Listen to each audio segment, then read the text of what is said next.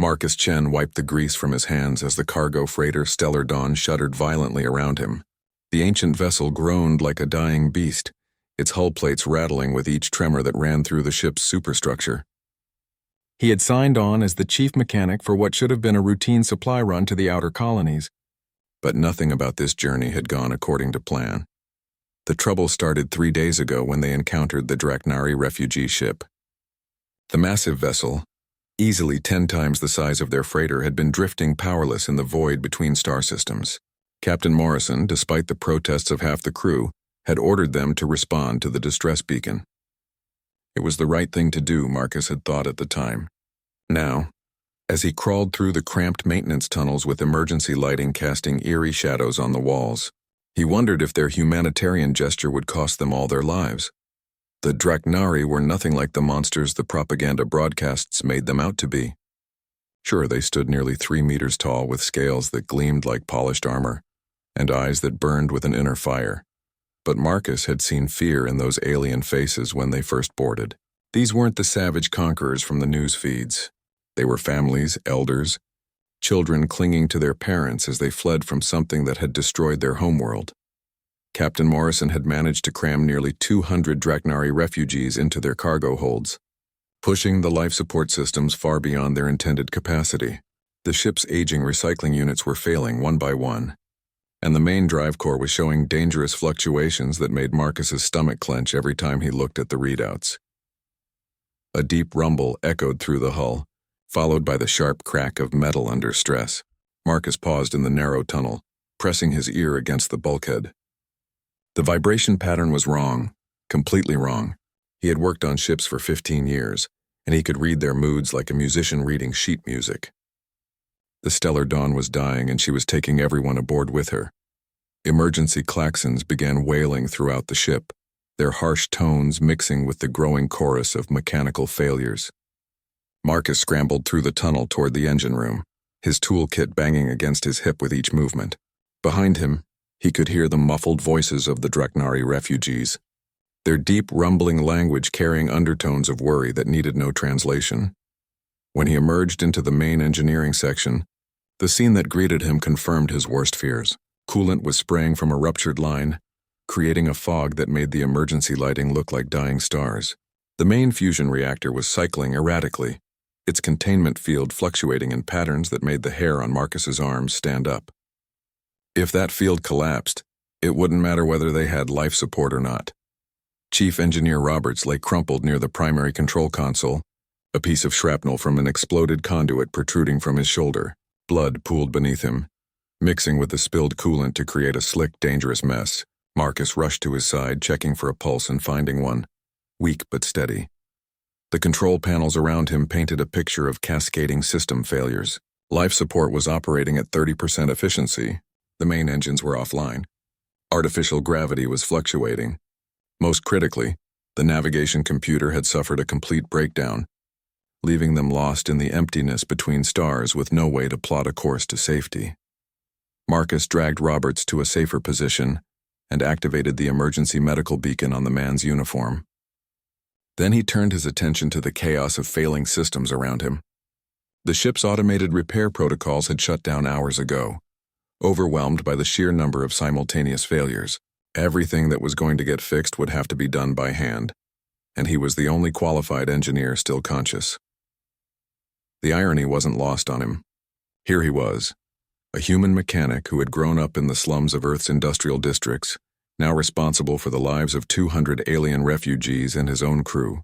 The Dragonkind had technology that was centuries ahead of human engineering, but their ships ran on completely different principles. Their vessels were grown rather than built, using biomechanical systems that could self-repair, but were utterly incompatible with human technology. A new alarm joined the symphony of warnings, this one indicating a breach in the hull integrity. Marcus felt his heart sink as he realized that their problems were multiplying faster than he could solve them. The Stellar Dawn had been pushed beyond her limits, and now she was coming apart at the seams. Through the fog of coolant and emergency lighting, a massive shadow appeared in the doorway to the engineering section. Marcus looked up to see one of the Dragonkind refugees, a female whose scales were the deep blue-green of ocean depths. She was smaller than most of her kind, probably young by their standards, but still towered over him like a living monument. She spoke in accented but clear English, her voice carrying the harmonic undertones that all Dragonkind possessed. "Human engineer, your ship dies. We feel it in the bones of this vessel. How can we help?" Marcus stared at her in surprise. In all the chaos of the past 3 days, none of the refugees had directly approached any of the human crew. They had remained in the cargo holds, quiet and grateful, but separate. Now, with disaster closing in around them, this young Dragonkind was offering assistance. "I don't know if you can," Marcus replied honestly, gesturing at the failing systems around him. "This is human technology, completely different from your ship's. I need to stabilize the reactor, restore life support, and somehow get the engines back online, all while keeping the hull from splitting open. And I need to do it in the next few hours, or we're all going to die out here." The Dragonkind female tilted her massive head, studying the control panels with eyes that seemed to burn with their own light. "Different technology, yes, but energy is energy, and all vessels share certain truths. Perhaps there is a way to combine our knowledge with your systems. I am Sci-Fi, ship singer of the vessel Deep Current. I have spent my life learning the songs that keep ships alive." Marcus looked at her for a long moment, weighing his options. He could try to fix everything himself and probably fail, or he could trust this alien refugee and possibly find a solution neither of them could achieve alone. The decision, when it came, was easier than he had expected. "All right, Sci-Fi," he said, extending his hand in the human gesture of cooperation. "Let's see if we can teach an old ship some new songs." Sci-Fi's massive clawed hand engulfed Marcus's in what he realized was probably the first handshake between their species. Her scales felt warm, almost fever-hot, and he could feel a subtle vibration running through her body like a constant, low-frequency hum. She released his hand and immediately moved toward the main reactor controls, her movement surprisingly graceful for someone her size.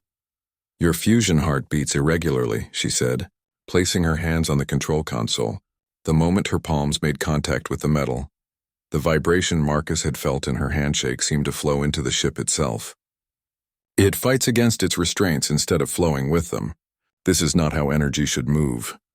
Marcus watched in fascination as Sci-Fi closed her eyes and pressed her full hands flat against various control surfaces. The harmonic undertones in her voice grew stronger as she began what could only be described as singing to the ship.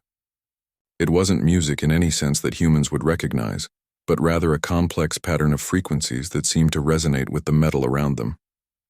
The effect was immediate and startling. The erratic fluctuations in the reactor's containment field began to smooth out, settling into a steadier rhythm. The emergency lighting stopped its frantic strobing and took on a more stable glow. Most remarkably, the ship's hull groaning quieted to a less alarming level. "How are you doing that?" Marcus asked, staring at the readouts that showed improving system stability across the board.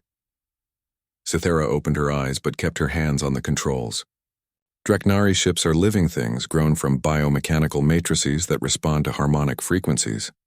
We learn to sing to them from childhood, to feel their needs and guide their functions. Your ship is not alive, but it still has resonances, natural frequencies that can be harmonized and guided. The principles are similar. Marcus felt a spark of understanding. Sympathetic vibration, like how a tuning fork can make another tuning fork of the same frequency vibrate without touching it. You're finding the ship's natural resonances and using them to stabilize the systems. "Yes," Sci-Fi nodded, a gesture that looked oddly human despite her alien features. "But this is only a temporary harmony. The deeper problems still exist. Your ship's heart needs proper fuel mixtures, and the life breath systems require physical repair. I can make them work together more efficiently, but I cannot heal what is broken." Marcus was already moving, energized by this unexpected breakthrough. "Then we combine our approaches. You keep the system stable while I make the repairs. Can you maintain this for an extended period?" "For a time," Sci-Fi replied, though Marcus caught a note of strain in her harmonic voice. "But not alone. Singing to an unalive ship is difficult. It does not respond as naturally as our vessels do. I will need help." Before Marcus could ask what kind of help, the engineering section's main entrance dilated, and 3 more Dragonkind entered. These were clearly elders, their scales bearing intricate patterns that spoke of age and wisdom. The largest among them, whose scales had taken on a silver patina, spoke in the Draknari language to Cythera. Their conversation was brief but intense. Cythera turned back to Marcus. "These are ship singers from my vessel. Elder Vorthak," she indicated the silver-scaled Draknari, "was the chief harmonist of Deep Current. They offer their voices to help maintain the song." Marcus nodded gratefully. "We'll take all the help we can get. But I need to warn you, some of the repairs I have to make will be dangerous. The reactor core is running hot, and I'll need to work directly with the fusion injectors. If something goes wrong..." Elder Vorthak stepped forward and spoke in heavily accented English. "Human engineer, we understand danger. Our own ship died because we could not sing it back to health. Here perhaps our songs can serve life instead of witnessing death. We will maintain the harmony while you heal the wounds." The next several hours became a strange dance of human engineering and Draknari ship singing. Marcus crawled through access tunnels and maintenance shafts, replacing burnt-out components and rerouting damaged systems, while the four Draknari maintained their harmonic resonance with the ship's core systems. Their combined voices created a sound that was felt as much as heard, a deep thrumming that seemed to settle into his bones and make his tools feel more precise in his hands. Working with the Draknari proved to be a revelation. Their understanding of energy flow and system harmonics was intuitive in ways that complemented his technical training perfectly. When he needed to replace a damaged fusion injector, Cythera could sense the exact moment when the plasma flow was at its most stable. When he had to reroute power through backup systems, Elder Vorthak could feel which pathways would carry the load most efficiently. The breakthrough came when they reached the ship's main life support processor. The unit was a complex maze of filters, recyclers, and atmospheric processors that had been pushed far beyond its design limits by the addition of 200 refugees. Marcus had been dreading this repair because it required precise calibration of chemical mixtures and flow rates that could take hours to get right. Cythera approached the unit and placed her hands on its outer casing. "This system, it breathes for the ship, yes? Like lungs?" "Exactly," Marcus confirmed. "It takes in the waste gases and moisture from throughout the ship, processes them, and returns clean air and water. But it's designed for maybe 50 people, not 250. Cythera began her harmonic singing again, but this time something different happened. The life support unit began to respond in ways that Marcus had never seen before. Flow rates optimized themselves. Chemical reactions that should have taken hours to balance settled into perfect equilibrium within minutes. The system wasn't just running more efficiently, it was running better than its original specifications suggested it should. "How is this possible?" Marcus whispered, watching readouts that showed the life support system operating at 130% efficiency. "All systems want to work in harmony," one of the other ship singers explained. "Your machines fight against their own nature because they are not sung to properly. We help them find their natural rhythms." The most dramatic moment came when they finally addressed the ship's propulsion system. The main engines had been offline since the cascade failure began, leaving them stranded in the emptiness between stars. Marcus had traced the problem to a cascade failure in the magnetic containment bottles that channeled the fusion plasma through the drive nozzles. Repairing the containment bottles required him to work directly inside the engine housing. While the fusion reaction was still active, it was incredibly dangerous, requiring split-second timing to avoid being incinerated by superheated plasma. Under normal circumstances, he would have needed a full engineering team and several days to complete the repair safely. Instead, with the Draknari ship singers maintaining perfect harmonic control over the plasma flow, Marcus found himself working with a precision that felt almost supernatural. He could sense exactly when the plasma streams would pulse, could feel the rhythm of the magnetic fields as they channeled the stellar fire through the engine systems. The repair that should have taken days was completed in hours. When the main engines finally rumbled back to life, the sound that echoed through the ship was different from before. Instead of the harsh mechanical roar that Marcus remembered, the engines now hummed with a smooth, almost musical quality that spoke of perfect efficiency and balance. Captain Morrison's voice crackled over the ship's communication system, filled with relief and amazement. "Engineering, I don't know what you did down there, but we've got full power restoration and the navigation computer is coming back online. How did you manage it?" Marcus looked at his unlikely alien allies, These refugees who had turned disaster into triumph through their willingness to share their knowledge and abilities. Let's just say we learned to sing the same song, Captain. Setting course for the nearest inhabited system? Already plotting the course, Morrison replied. Marcus, whatever you and the Draknari did down there, it saved all our lives. The ship is running better than it has in years. Cythera smiled, an expression that transformed her fierce draconic features into something warm and almost familiar. The song is not finished, human engineer. Ships and their singers must maintain harmony together. Perhaps there is much our peoples can learn from each other. Marcus nodded, feeling a deep respect for these beings who had turned potential disaster into an opportunity for cooperation. I think you're right, Cythera. I think this is just the beginning. The journey to Kepler Station should have taken 18 hours. Instead, with the Draknari ship singers maintaining their harmonic resonance with the stellar dawn systems, they made the trip in 14 hours while consuming 20% less fuel than normal. Marcus spent most of that time in the engineering section, not because the ship needed constant attention, but because he was fascinated by what he was witnessing. The Draknari had transformed his familiar workplace into something that felt almost alive. The constant background noise of struggling machinery had been replaced by a subtle symphony of perfectly synchronized systems. The ship's computer reported efficiency ratings that should have been impossible, and components that had been on the verge of failure were now operating within optimal parameters. Cythera had remained at his side throughout the journey, teaching him to feel the ship's rhythms the way her people did. It was like learning a new language, one spoken in vibrations and harmonics rather than words. Marcus found that with practice he could actually sense when a system was about to develop problems, could feel the slight discord in the ship's overall harmony that preceded mechanical failure. Your species has an interesting approach to engineering, Elder Vorthak observed as he monitored the fusion reactor's output. You build everything to fight against entropy, to resist the natural decay of systems. It is effective, but it requires constant energy to maintain the resistance. Marcus nodded, watching as the Elder's clawed hands moved across control surfaces that responded to his touch with almost eager cooperation. That's the foundation of human engineering. We build things to last by making them strong enough to resist damage and wear. Draknari engineering works with entropy instead of against it, Cythera explained.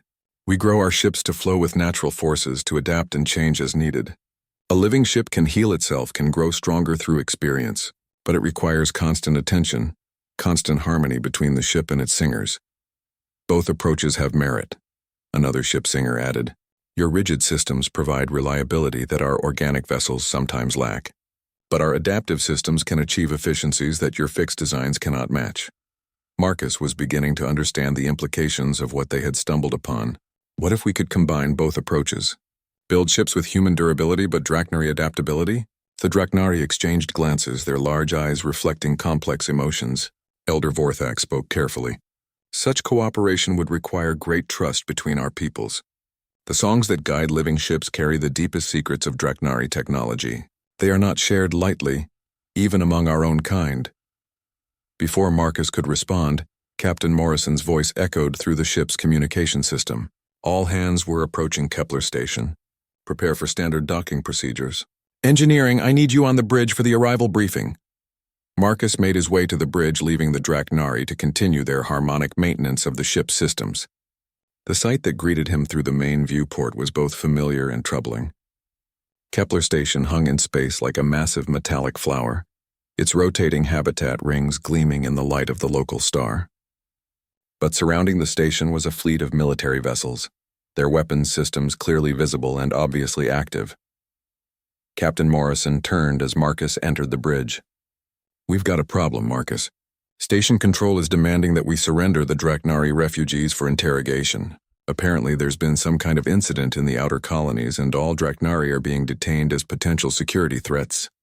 Marcus felt his stomach clench. Captain, these aren't soldiers or saboteurs. They're families, refugees whose entire world was destroyed. And without their help, we'd all be dead right now. I know that, Morrison replied grimly. But the military commanders out there don't seem interested in hearing explanations. They're ordering us to dock at the detention facility instead of the civilian port. Through the bridge's main screen, Marcus could see the military vessels moving into escort formation around the stellar dawn. The lead ship, a heavy cruiser bristling with weapon systems, was already broadcasting standard surrender demands. The situation was escalating rapidly toward a confrontation that could end in disaster for everyone involved. There's something else, Morrison continued. Long-range sensors are picking up another ship approaching the system. It's massive, bigger than anything in the fleet surrounding us. And it's broadcasting Draknari identification codes. Marcus rushed to the sensor station and studied the readings.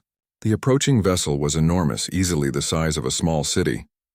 Its biomechanical construction was clearly visible even at long range. Organic curves and flowing lines that marked it as a product of Draknari ship-growing technology. More importantly, it was accelerating toward Kepler Station at a rate that suggested it would arrive within hours. That changes everything, Marcus muttered. If the Draknari think their refugees are being threatened, Morrison nodded grimly. We could be looking at the first major confrontation between human and Draknari forces, and we're caught right in the middle of it. The communication system activated with an incoming message from the lead military vessel. The face that appeared on the screen belonged to Admiral Chen, a stern woman whose expression suggested she was not in the mood for negotiations. Captain Morrison, you will comply with docking instructions immediately. Any attempt to resist or delay will be considered an act of treason. The Draknari refugees aboard your vessel are to be transferred to secure custody for interrogation. Morrison straightened in his command chair. Admiral, with respect, these refugees saved our ship and our lives. They're not combatants, they're families fleeing from some kind of disaster. I request permission to dock at the civilian port for standard refugee processing. Request denied, Admiral Chen replied coldly. Recent intelligence indicates that Draknari forces have been conducting covert operations in human space. All members of their species are to be detained until their intentions can be determined. You have 10 minutes to comply. The transmission ended, leaving the bridge in tense silence. Marcus could feel the eyes of the crew on Captain Morrison, waiting to see how he would respond to what amounted to an ultimatum. Through the deck plating, he could sense the subtle change in the ship's harmonics as the Draknari ship singers detected the rising tension. Captain, Marcus said quietly, there's something you need to know. The way the Draknari helped us repair the ship, it's not just advanced technology. It's a completely different approach to engineering that could revolutionize everything we know about spaceflight. If the military gets their hands on these refugees and tries to extract information through interrogation, they'll destroy any chance of real cooperation between our species, Morrison finished. I understand, Marcus. But what choice do we have? They've got enough firepower out there to turn us into vapor. Marcus looked at the tactical display showing the positions of the military vessels. An idea was forming in his mind, risky and probably insane, but possibly their only option. Captain, what if we had a way to level the playing field? What if the ship could perform in ways that those military vessels aren't expecting? Morrison's eyes narrowed. What are you suggesting? Give me 15 minutes with the Draknari ship singers, Marcus said. Let me see if we can push the Stellar Dawn beyond anything those military commanders think is possible. If we can demonstrate that cooperation with the Draknari benefits everyone, maybe we can change some minds. Captain Morrison studied Marcus for a long moment, then glanced at the approaching deadline and the military vessels surrounding them. You're talking about disobeying a direct order from a flag officer, Marcus. That's a court-martial offense. Only if we fail, Marcus replied. And, Captain, if that Draknari ship arrives to find their refugees being held in detention facilities, court-martial proceedings might be the least of our worries. Morrison was quiet for several seconds, weighing options that all seemed to lead toward conflict. Finally, he nodded. 15 minutes, Marcus. Make them count. Marcus was already heading for the engineering section before the captain finished speaking. Behind him, he could hear Morrison addressing the bridge crew with the calm authority of a man who had decided to risk everything on a desperate gamble. All stations, prepare for emergency maneuvers. We're going to show these military types what real cooperation looks like. In the engineering section, the Draknari ship singers looked up as Marcus burst through the entrance. They had clearly sensed the rising tension throughout the ship, and their expressions showed they understood the gravity of the situation. We need to push the ship beyond its normal limits, Marcus told them without preamble. The military wants to detain all of you, and there's a Draknari vessel approaching that might interpret that as an act of war. We need to demonstrate that cooperation between our species is possible, and we need to do it in a way that gets everyone's attention. Cythera stepped forward, her eyes burning with determination. "What do you need us to do, human engineer?" Marcus smiled grimly. "I need you to teach this old ship to sing like she's never sung before." The transformation of the Stellar Dawn began immediately. The 4 Draknari ship singers positioned themselves at key points throughout the engineering section, their hands pressed against control surfaces and structural supports.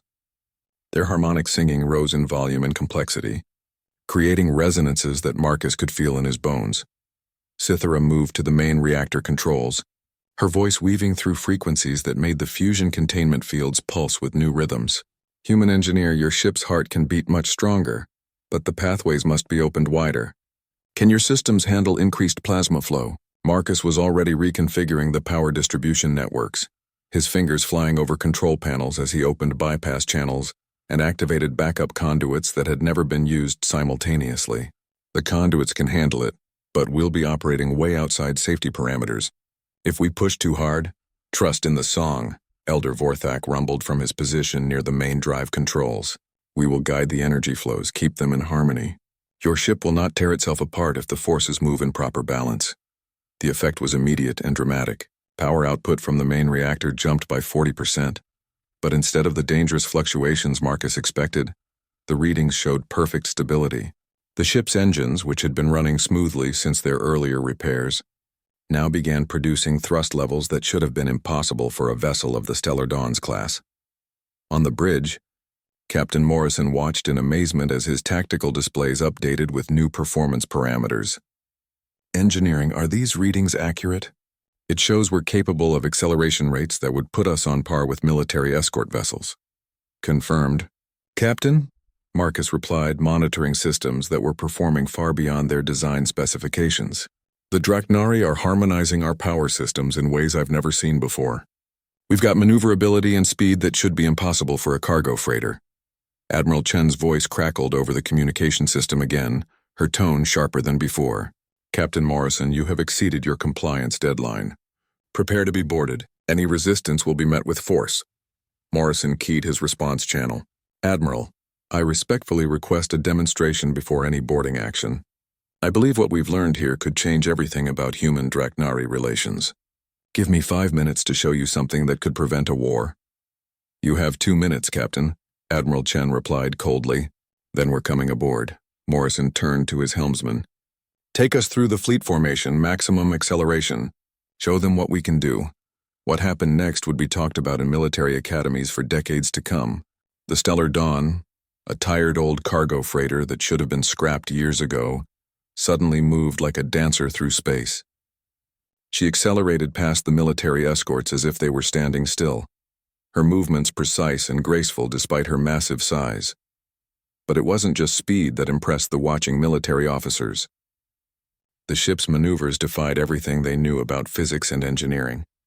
She turned without the wide arcs that large vessels required, pivoted on her center axis like a fighter craft, and performed acceleration changes that should have turned her crew into paste against the bulkheads. Inside the ship, Marcus felt no G-forces at all. The Draknari ship singers had somehow harmonized the artificial gravity systems with the ship's movement, creating a perfect bubble of stability that kept everyone aboard comfortable despite the impossible maneuvers outside. "How are they doing this?" Morrison asked over the communication system, his voice filled with wonder. "They're making the ship work as a unified whole instead of a collection of separate systems," Marcus explained, watching displays that showed energy flows moving through the vessel like blood through arteries. Every component is responding to every other component. The inertial dampeners aren't fighting against the acceleration, they're working with it. The structural supports aren't resisting the stress, they're distributing it evenly throughout the hull. The demonstration reached its climax when Morrison ordered a maneuver that no cargo freighter should have been able to survive. The Stellar Dawn dropped into a steep dive toward Kepler Station, building up tremendous velocity before pulling out of the dive in a tight arc that brought her directly alongside the Admiral's flagship. The precision was perfect, stopping just meters away from the larger vessel's hull. Admiral Chen's face appeared on the main screen again, but her expression had changed dramatically. The cold authority was still there, but now it was mixed with something that looked very much like awe. "Captain Morrison," she said slowly, "what exactly did you do to your ship?" Morrison smiled. We learned to listen, Admiral.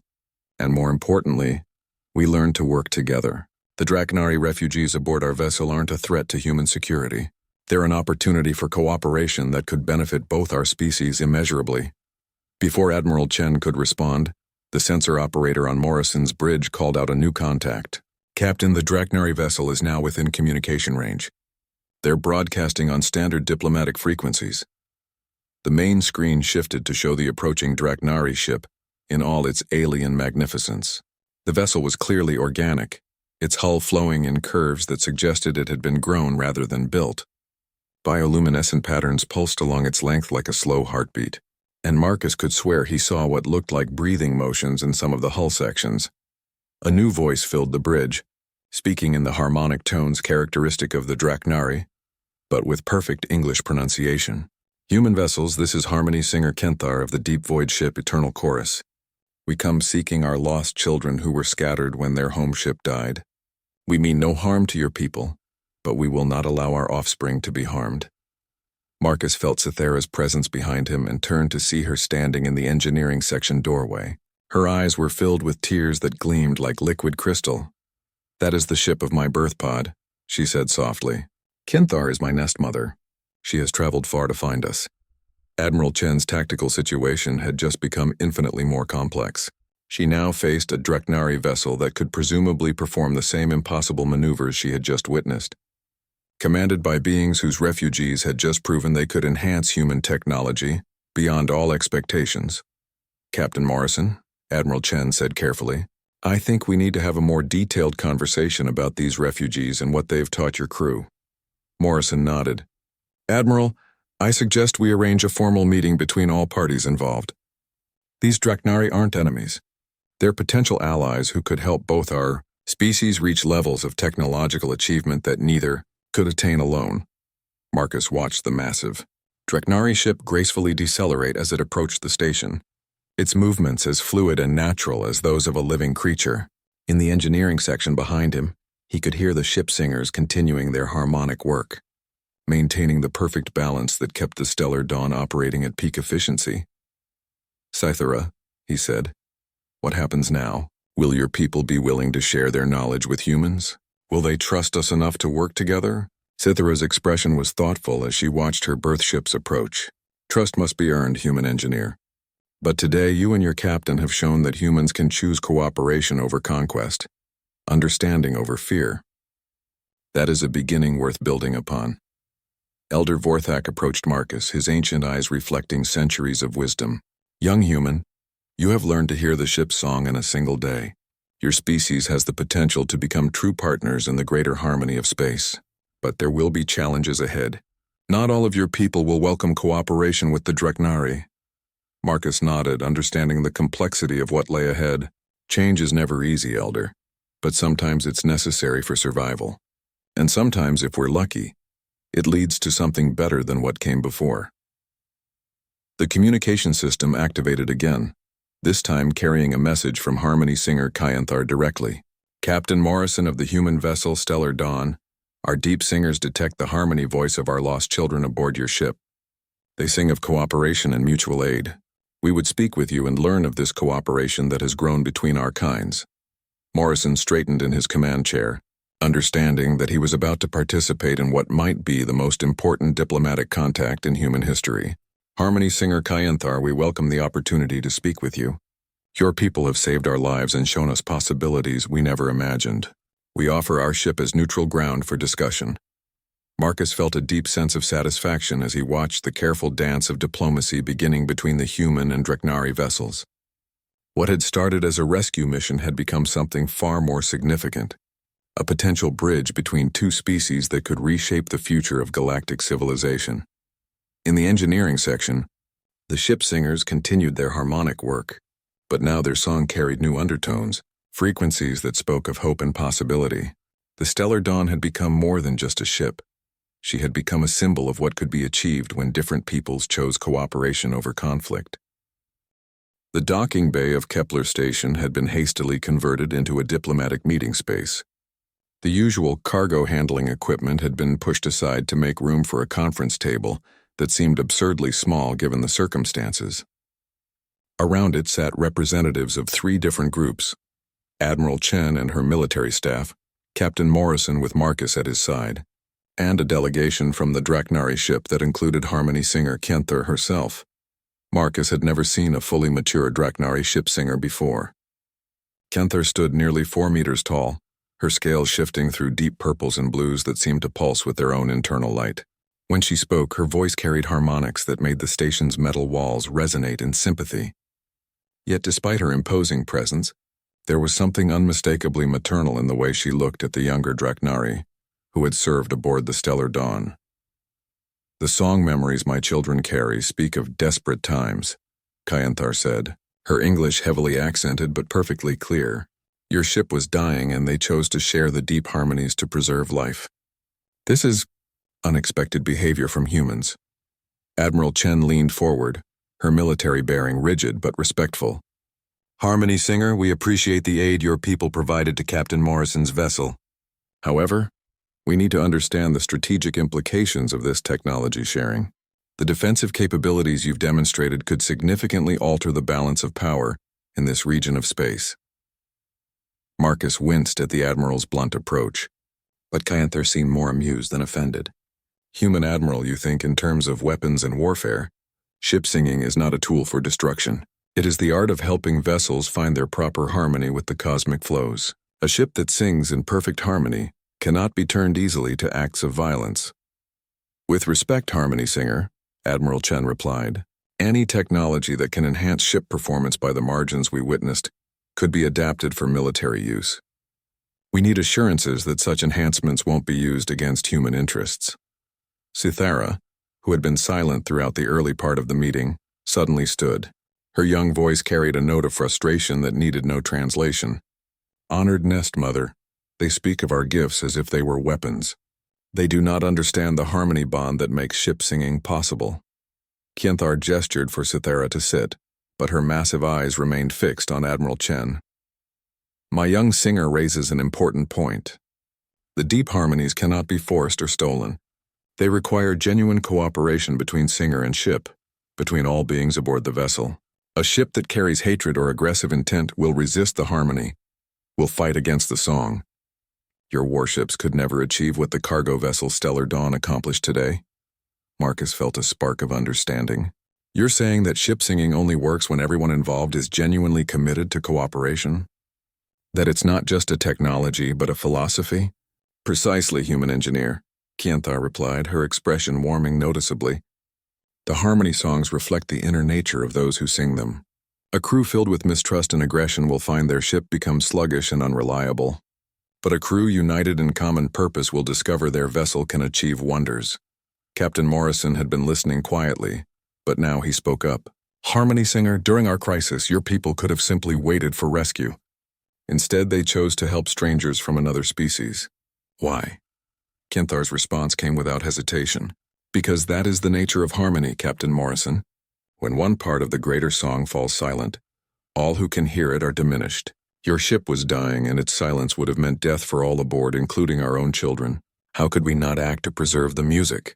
Admiral Chen looked puzzled by the Draknari's philosophical approach, but Marcus could see that she was beginning to understand the implications.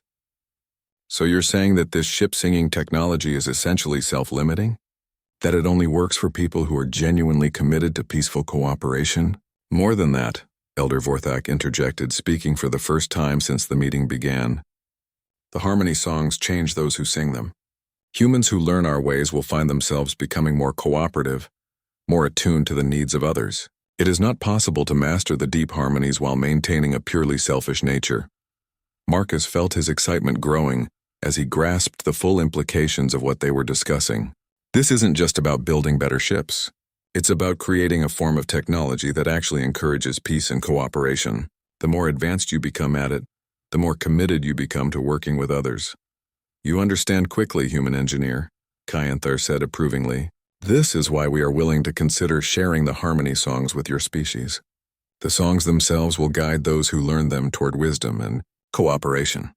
Admiral Chen was clearly struggling with concepts that challenged everything she understood about military, strategy, and interspecies relations. But what about security? What about the protection of human interests?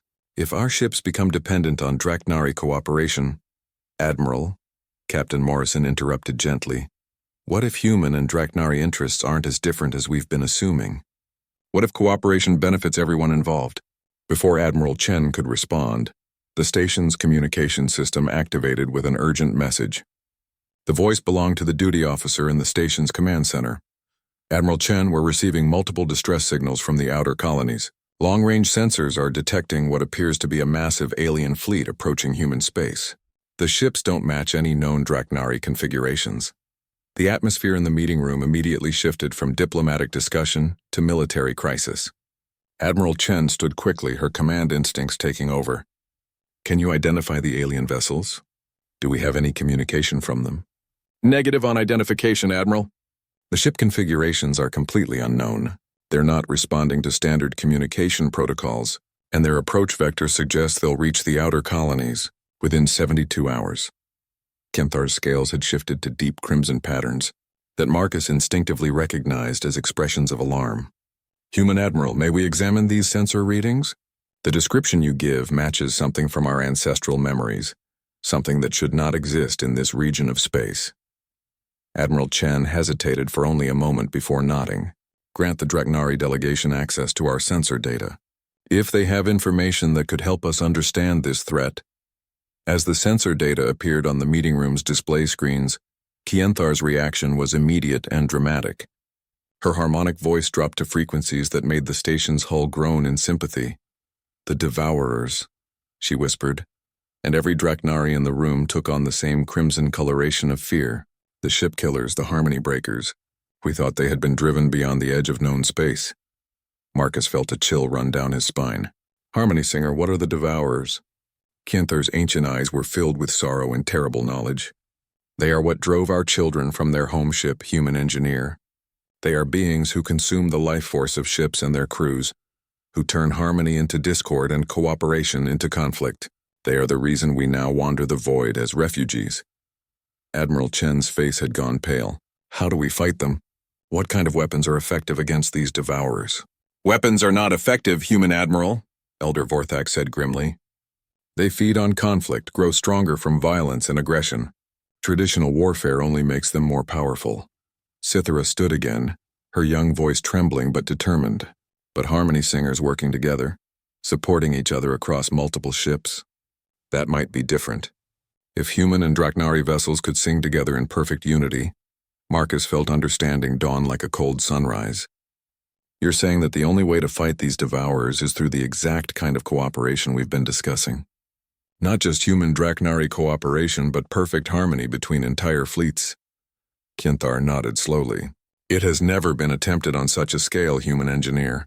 The coordination required would be beyond anything either of our species has achieved before, but it may be the only path to survival. Admiral Chen looked around the meeting room, her military mind rapidly processing the tactical implications. How long would it take to train human crews in these harmony-singing techniques? How many ships could we convert? The basic harmonies can be learned quickly, Cythera said, especially by those who have already worked with ship singers. But true mastery requires time and dedication that we may not have. Marcus stood up, an idea forming in his mind. What if we don't need mastery? What if we could create hybrid crews, humans and Draknari working together on each ship? The humans provide the technical expertise and the Draknari provide the harmony singing. It would be unprecedented, Kienthar mused. But the threat of the Devourers is also unprecedented. Perhaps desperate times call for new forms of cooperation. Admiral Chen made her decision with the swift certainty of a career military officer. Harmony Singer Kienthar, I formally request the assistance of your people in defending human space against this Devourer threat. In return, we offer full cooperation in developing joint human Draknari crews and sharing our technical knowledge. Kienthar's scales shifted to patterns of deep blue and gold that Marcus somehow knew represented determination and hope. Admiral Chen, Captain Morrison, Human Engineer Marcus, we accept your offer of alliance. Together, perhaps we can create a harmony strong enough to drive back the darkness. As the meeting broke up and personnel rushed to begin implementing their desperate plan, Marcus found himself standing next to Cythera, looking out through the station's viewports at the stars beyond. Do you think it will work? He asked quietly. Can we really learn to sing together in time? Cythera's answer came with the confidence of youth and the wisdom of her people. Human engineer, you learned to hear your ship's song in a single day. Your species has a gift for adaptation that even we find remarkable. If any people can master the harmony songs quickly enough to matter, it will be humans working alongside Draknari teachers. Marcus nodded, feeling the weight of responsibility settling on his shoulders. In less than 72 hours, they would face an enemy that fed on conflict and discord. Their only weapon would be cooperation and harmony between two species that had never trusted each other before. It was, he realized, either going to be the greatest disaster in galactic history or the beginning of something entirely new. Admiral Chen made her decision with the swift certainty of a career military officer. Harmony Singer Kyanthar, I formally request the assistance of your people in defending human space against this devourer threat. In return, we offer full cooperation in developing joint human Draknari crews and sharing our technical knowledge. Kyanthar's scales shifted to patterns of deep blue and gold that Marcus somehow knew represented determination and hope. Admiral Chen, Captain Morrison, human engineer Marcus, we accept your offer of alliance. Together, perhaps we can create a harmony strong enough to drive back the darkness. As the meeting broke up and personnel rushed to begin implementing their desperate plan, Marcus found himself standing next to Cythera, looking out through the station's viewports at the stars beyond. Do you think it will work? He asked quietly. Can we really learn to sing together in time? Cythera's answer came with the confidence of youth and the wisdom of her people. Human engineer, you learned to hear your ship's song in a single day. Your species has a gift for adaptation that even we find remarkable. If any people can master the harmony songs quickly enough to matter, it will be humans working alongside Draknari teachers. Marcus nodded, feeling the weight of responsibility settling on his shoulders. In less than 72 hours, they would face an enemy that fed on conflict and discord. Their only weapon would be cooperation and harmony between two species that had never trusted each other before. It was, he realized, either going to be the greatest disaster in galactic history or the beginning of something entirely new. The next 50 hours passed in a blur of frantic activity. Kepler Station had been transformed into the coordination center for the most ambitious military operation in human history. Ship after ship arrived from across human space, their crews ready to undergo rapid training in Draknari harmony singing techniques. Marcus found himself at the center of it all, serving as the bridge between human engineering knowledge and Draknari ship-singing wisdom. He had barely slept, moving from vessel to vessel as hybrid crews were formed and trained. The process was unlike anything he had ever witnessed. Each ship required careful matching between human technical specialists and Draknari ship singers. The partnerships had to be based on more than just skill levels. The harmony songs required genuine compatibility between the participants, a meeting of minds that couldn't be forced or faked. Surprisingly, many of the best partnerships formed between the most unlikely pairs. Chief Petty Officer Maria Santos, a gruff engine specialist from a heavy cruiser, formed an immediate bond with Thornax, an elderly Draknari whose voice could make metal sing like crystal. Lieutenant Commander Zhang, a by-the-book navigation officer, found perfect synchronization with young Silex, whose harmony songs could make a ship dance through space with impossible grace. The Stellar Dawn had become the template for all the other vessels. Marcus and Cythera worked tirelessly, demonstrating techniques and troubleshooting problems as dozens of other ships attempted to achieve the same level of human Draknari integration they had pioneered. The resonance frequency is wrong, Marcus explained to the engineering crew of the destroyer Rapid Strike. You're fighting against the harmony instead of flowing with it. Zerath, can you show them the difference? The Draknari shipsinger moved to the destroyer's main power distribution panel, her clawed hands finding the proper contact points. As her harmonic voice rose in volume, the ship's systems began to respond, power flows smoothing out and efficiency readings climbing. Feel the difference, Marcus told the human engineers. The ship wants to work in harmony. Your job is to give it the technical support it needs to achieve that harmony. Not every attempt was successful. Some ships simply couldn't achieve the necessary integration, their crews unable to overcome generations of mistrust and prejudice. Others managed basic harmony but couldn't sustain it under stress. By the time the Devourer fleet was 18 hours out, Admiral Chen had assembled a force of 37 vessels with functional human Draknari crews. It was a pitifully small number compared to the approaching threat. Long-range sensors now showed over 200 Devourer ships, each one massive and alien in design. Their hulls seemed to absorb light rather than reflect it, creating dark silhouettes against the star field that hurt to look at directly. Marcus stood on the bridge of the heavy cruiser Harmony's Edge, the flagship for their combined fleet. Admiral Chen had insisted on taking personal command of the operation, with Harmony singer Kenthar serving as her strategic advisor. The sight of human and Draknari officers working side by side at the command stations would have been unthinkable just days before. Long-range sensors are picking up energy signatures from the Devourer fleet, the tactical officer reported. The readings are unusual. It's like they're draining power from space itself. Kenthar's scales shifted to patterns of deep concern. They feed on the life force of ships and crews, Admiral Chen. As they approach our fleet, they will attempt to disrupt our harmony, to turn cooperation into conflict. We must be prepared for that assault. Admiral Chen nodded grimly. All ships, this is Harmony's Edge. Prepare for engagement. Remember, our weapons are secondary. Our primary tool is the harmony between human and Draknari crew members. Do not let the enemy break that bond. Marcus felt the familiar sensation of ship singing as the fleet's Draknari began their harmonic resonance. But this time it was different, more complex.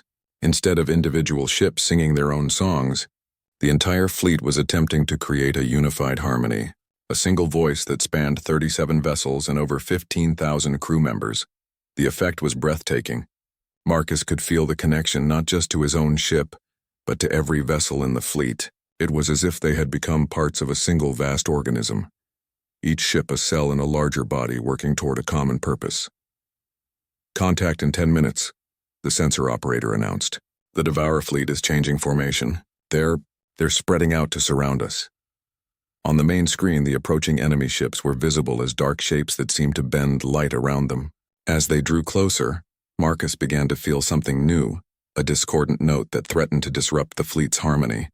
It was like listening to beautiful music while someone scraped fingernails across a blackboard. They're trying to break our song, Cythera said from her position at the ship's harmony controls. I can feel them pushing against the unity we've created. All Draknari singers maintain focus, Kenthar's voice echoed through the fleet communications. Do not let their discord overwhelm our harmony. Human crews, support your partners. Give them the strength they need to maintain the song. The first direct contact came when a Devourer ship fired some kind of energy weapon at the destroyer Rapid Strike. But instead of the expected explosion, the beam seemed to be absorbed and dissipated by the ship's harmonic field.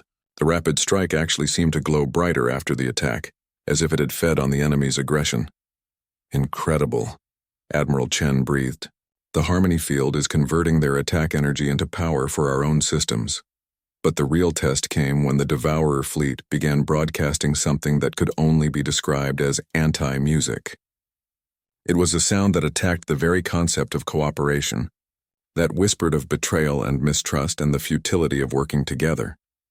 Marcus felt it immediately, a voice in his mind suggesting that the Draknari were using humans, that they would abandon their allies the moment it became convenient. Around him he could see human crew members beginning to look suspiciously at their Draknari partners. It's working, one of the human officers said, his voice filled with sudden hostility. They're getting inside our heads, making us doubt each other. But then Cythera's voice rose above the discord, her harmony song carrying overtones of trust and mutual respect that Marcus recognized from their first desperate hours working together. Other Draknari throughout the fleet joined their voices to hers, creating a counter-melody that pushed back against the Devourer's psychological assault. Remember the song. Kyanthar's voice carried across all frequencies. Remember why we sing together. Not because we must, but because we choose to. Not out of desperation, but out of hope. Marcus felt the doubt and suspicion fading as the fleet's harmony reasserted itself. But he could see that the battle was far from over. The Devourers were adapting their tactics, probing for weaknesses in the fleet's unity. The next attack came as a coordinated assault on multiple ships simultaneously. But instead of trying to destroy the vessels physically, the Devourers seemed to be targeting the harmony connections between ships, trying to isolate individual vessels from the larger song. They're cutting us off from the rest of the fleet, the communications officer reported, as static filled the channels. We're losing the harmonic link to the other ships. Marcus could feel it happening, the sense of connection to the other vessels fading like a radio signal growing weak. Around him, both human and Draknari crew members were struggling to maintain their individual ship's harmony as the larger network fell apart. But then something unexpected happened. Instead of each ship trying to maintain its own individual song, the human crew members began supporting their Draknari partners in ways that went beyond simple technical cooperation. Lieutenant Commander Jang, the navigation officer, began humming along with Silex's harmony song, his human voice adding new dimensions to the Draknari frequencies. Chief Santos started beating out rhythms on her control panels that perfectly complemented Thornax's bass harmonics. All across the fleet, human crews began adding their own voices to the Draknari ship songs.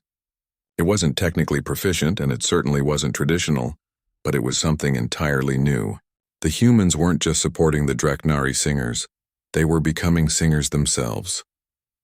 The effect on the Devourer fleet was immediate and dramatic. Their anti-harmony weapons, designed to disrupt traditional Draknari ship singing, had no effect on this hybrid human Draknari music.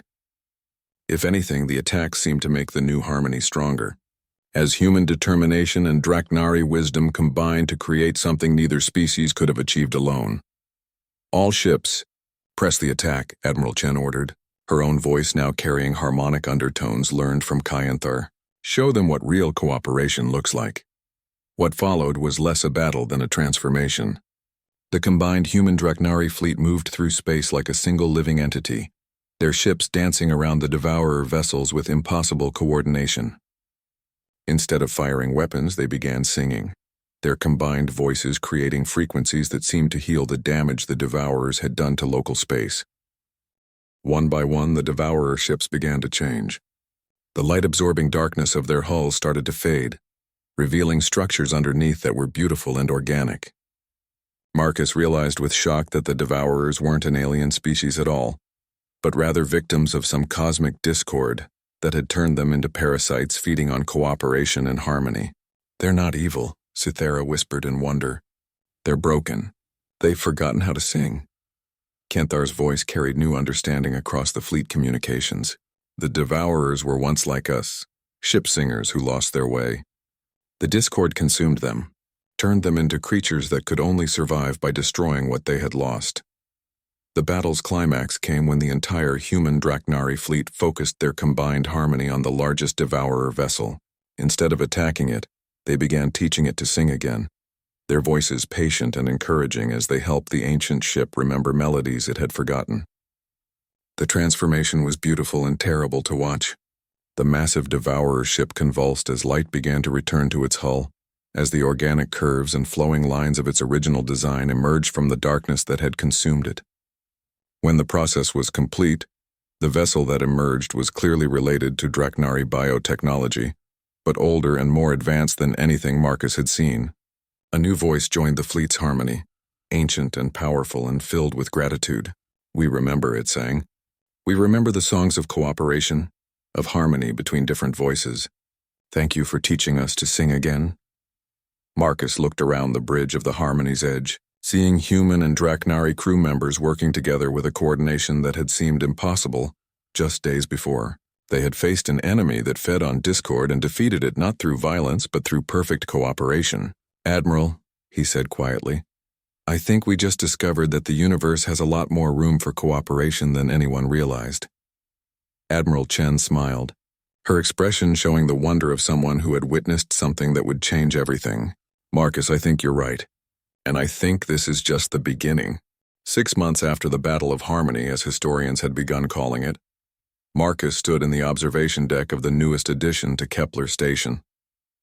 The Cooperation Center was a joint human Draknari facility where the principles discovered during their desperate defense had been refined into practical applications that were transforming both civilizations. Through the massive viewports, he could see the construction yards where the next generation of starships was taking shape. These vessels bore no resemblance to the purely human or purely Draknari designs of the past. Instead, they combined the best of both technologies. Human engineering durability merged with Draknari biomechanical adaptability, all unified by the harmony songs that had saved them from the Devourers. The Symphony-class ships are exceeding all performance expectations, Admiral Chen reported as she joined Marcus at the viewport. She had been promoted to head the new Joint Defense Initiative, a position that required her to think beyond traditional military strategies. Range, efficiency, and crew satisfaction are all up by factors we never thought possible. Marcus nodded, watching as one of the new ships conducted its maiden voyage. The vessel moved through space with the fluid grace of a living creature, its biomechanical components responding to the harmony songs of its integrated crew. It's not just about the technology, Admiral. It's about what the technology represents. Proof that cooperation really can achieve things that competition never could. Cythera approached from the other side of the observation deck, her scales now bearing the intricate patterns that marked her as a fully qualified Harmony Bridge specialist. The new rank had been created to recognize Draknari, who could facilitate cooperation between their people and humans, and she had been among the first to earn the designation. The Elder Council has approved the establishment of 12 more cooperation centers throughout Draknari space, she reported. And the Human Colonial Administration has requested harmony singing training for their terraforming operations. Apparently, planets respond to the songs almost as well as ships do. Marcus smiled at that news. The applications of human Draknari cooperation seemed to expand every day. Agricultural yields had increased dramatically when Draknari plant singers worked alongside human farmers. Asteroid mining operations had become safer and more efficient with harmony-guided equipment. Even medical procedures had improved when human doctors collaborated with Draknari healers, whose songs could accelerate cellular repair. Any word from the Deep Survey mission? Marcus asked. Admiral Chen's expression grew thoughtful. Captain Morrison sent his latest report yesterday. They've made contact with 17 former Devourer fleets, and 15 of them have accepted Harmony Song rehabilitation. The transformation process is getting faster as we learn more about how the Discord corruption works. The Deep Survey mission had been Marcus's idea, a joint human Draknari expedition to locate other Devourer fleets and offer them the same healing that had been achieved during the battle. Captain Morrison had volunteered to command the mission, taking the refitted Stellar Dawn as the flagship for a fleet of the new Symphony-class vessels. The work was dangerous, requiring crews to approach ships filled with beings consumed by cosmic discord, and gradually teach them to remember cooperation and harmony. But the results had been extraordinary. Each recovered Devourer fleet brought new knowledge and new allies, species that had been lost to the discord for millennia, but could be healed through patient application of harmony singing techniques. There's something else, Admiral Chen continued. The Deep Survey mission has made contact with a species that claims to know the origin of the discord corruption. They call themselves the Architects, and they want to meet with representatives from both our species. Marcus felt a familiar thrill of anticipation. Each new contact brought fresh possibilities for cooperation and mutual benefit. When do we leave? We? Admiral Chen raised an eyebrow. Marcus, you're not military personnel, and this could be extremely dangerous. Admiral, with respect, I was there when this all started. I helped create the first human Draknari harmony bond, and I've been involved in every major development since then. If there's a chance to learn more about how cooperation can overcome discord, I want to be part of it. Cythera moved to stand beside Marcus, her expression determined. I also request assignment to this mission, Admiral. The harmony bonds between species grow stronger when they are tested together. Marcus and I have worked as partners since the beginning. We should continue that partnership as we explore new possibilities. Admiral Chen looked between the human engineer and the young Draknari ship singer, seeing the easy cooperation that had become second nature to them. Very well. But this will be more than just a diplomatic mission. If these architects really do know the source of the discord corruption, we might be looking at challenges that make our previous experiences seem simple. Marcus nodded, understanding the implications. Admiral, 6 months ago I was just a mechanic trying to keep an old cargo ship running. Now I'm helping to build a new kind of civilization based on cooperation between species. I think I can handle whatever challenges the architects might present. As if summoned by their conversation, Elder Vorthak appeared in the observation deck doorway. The ancient Draknari had become something of a celebrity, his wisdom serving as guidance for the new era of human Draknari cooperation. His scales now bore golden patterns that indicated his status as a senior harmony counselor, human admiral, Human engineer, young Cythera. He greeted them with the formal courtesy that marked important announcements. I bring word from the deepest singers of my people. The song memories speak of the architects, and the knowledge is both hopeful and troubling. Marcus felt the familiar tension that came with significant revelations. What do the song memories tell you, Elder? Vorthak's expression was thoughtful as he gazed out at the ships under construction. The architects were the first to achieve perfect harmony between multiple species. They created a civilization that spanned galaxies, united by cooperation and mutual respect. But their very success made them vulnerable to the discord that eventually consumed them. Vulnerable how? Admiral Chen asked, her military mind immediately focusing on potential threats. The architects believed that perfect harmony meant the elimination of all conflict, all disagreement, all individual expression that might disrupt the greater song, Vorthak explained. They sought to create a universe where every voice sang in perfect unison. But true harmony requires different voices singing together, not the same voice repeated endlessly. Cythera's scales shifted to patterns that Marcus recognized as deep concern. They created the discord themselves, the very corruption that turned ships and species into devourers. The song memories suggest that the discord was not created intentionally, Vorthak continued. But when perfect unity is forced rather than chosen, when diversity is sacrificed for uniformity, the resulting imbalance becomes self-destructive. The architects' civilization collapsed into the chaos they had tried so hard to eliminate. Marcus felt pieces of a cosmic puzzle clicking into place. So the devourers were once part of this perfect civilization? And the discord corruption was what remained after their forced harmony collapsed? That is what the deepest song suggests, Vorthak confirmed. And if the surviving architects truly wish to meet with our species, it may be because they have learned from their ancient mistakes and seek to create a new kind of harmony, one that celebrates diversity rather than eliminating it. Admiral Chen was already thinking tactically. Or it could be because they want to complete what they started, to force the same kind of artificial unity on our civilizations. We need to be prepared for both possibilities. Marcus looked out at the construction yards where human and Draknari workers labored side by side, their cooperation voluntary and enthusiastic rather than forced. I think we have something the architects never achieved, Admiral.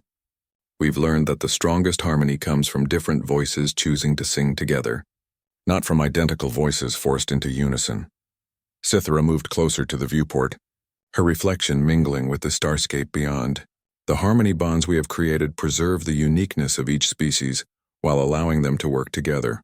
Humans remain human, Draknari remain Draknari, but together we achieve more than either could alone.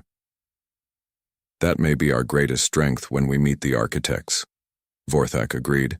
We represent a form of cooperation that maintains diversity within unity. It is a lesson they have had millions of years to contemplate. Admiral Chen straightened, her decision made. Then we'll prepare for this meeting as we've prepared for everything else since the Stellar Dawn first encountered Draknari refugees. We'll face it together, human and Draknari working as partners, and we'll see what new possibilities emerge from that cooperation.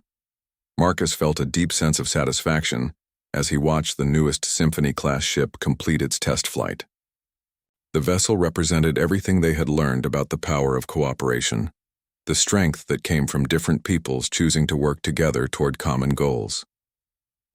You know, he said quietly, when I first signed on as a mechanic for that supply run, I thought I was just going to fix some broken machinery and deliver cargo to the outer.